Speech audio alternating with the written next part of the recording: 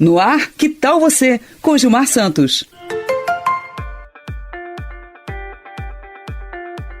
Derrame cerebral e circulação das pernas. Será que existe alguma relação entre eles? Eu sou Gilmar Santos, médico angiologista, e essa é a rádio Coisas da Dina, a sintonia perfeita para ativar os seus sentidos. Gente, vamos falar sobre derrame cerebral, que tecnicamente chamamos de AVC, ou simplesmente no dia a dia as pessoas chamam de derrame, que é uma doença extremamente grave que pode levar à morte e muitas vezes incapacitante. Mas como é que ela acontece? Antes disso, entender os dois tipos de AVC que existe. O AVC hemorrágico, que é quando ocorre um sangramento intracraniano, isto é, dentro da cabeça, e o AVC isquêmico, que é quando falta sangue em alguma região do cérebro, por entupimento de algum vasinho que deveria estar levando sangue para lá. As principais causas do hemorrágico, excetuando o trauma, são aneurismas cerebrais, que são pequenas dilatações de partes de vasos dentro da cabeça. Essa não tem relação com a circulação das pernas. No caso do AVC isquêmico, que ocorre por uma doença nas artérias que leva ao entupimento e obstrução da passagem do sangue, uma das causas desse entupimento total é a doença da carótida, que é quando você tem um entupimento parcial da carótida ou uma obstrução total dessa carótida. A carótida é a principal artéria que leva sangue para o cérebro. Mas o que a circulação das pernas tem a ver com isso? Bem, existem duas grandes causas de doenças de circulação das pernas. As doenças venosas, que são os vasinhos, varizes, inclusive a trombose venosa, e as doenças arteriais. As doenças venosas não têm relação com AVC ou infarto cardíaco, porque nesses casos das venosas, as doenças não são sistêmicas, são geralmente localizadas. Então você tem uma doença venosa na perna, uma variz na perna, uma trombose na perna. Quando a gente fala em doenças arteriais, em geral são doenças que têm sintomas e elas são mais sistêmicas. Então, se a pessoa tem uma doença arterial na perna, ela deve ter doença arterial em outras partes do corpo.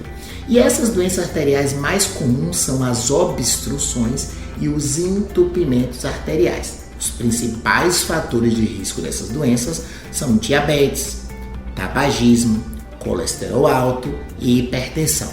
Então, os fatores de risco das doenças venosas são diferentes dos fatores de risco das doenças arteriais.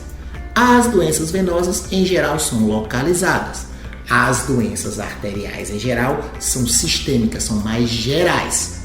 E o que acontece com as doenças arteriais? Quando é que a gente percebe que tem? Nas doenças arteriais, os principais sintomas são diferentes dos principais doenças das venosas. Nas venosas, a gente tem cansaço, sensação de peso, inchaço. Nas doenças arteriais, o principal sintoma, o mais comum, é a dor ao caminhar. E quando a pessoa fica em repouso, essa dor para. O nome disso é claudicação intermitente. Quando a pessoa tem uma doença em alguma parte do corpo e essa doença é arterial, a chance de ela ter essa doença em alguma outra parte do corpo é muito maior. Por exemplo, se tem uma doença arterial na perna, ela precisa investigar a carótida. Se tem uma doença arterial, uma obstrução na perna, ela precisa investigar a coronária, que é do coração. E vice-versa. Se ela tem uma doença na coronária, que é uma pessoa que já infartou, tem que investigar a carótida. Se uma paciente já teve um AVC por doença na carótida, tem que investigar a coronária e a perna e vice-versa, porque a doença arterial é sistêmica.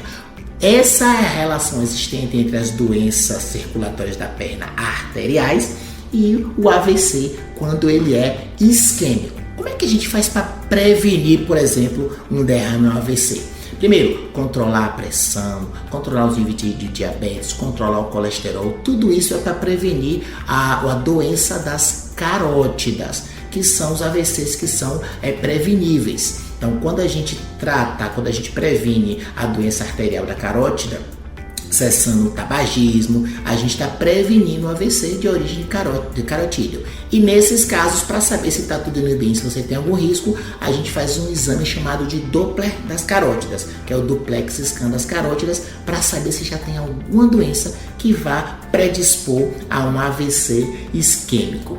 E aí, que tal você se cuidar? Que tal você buscar a sua melhor versão?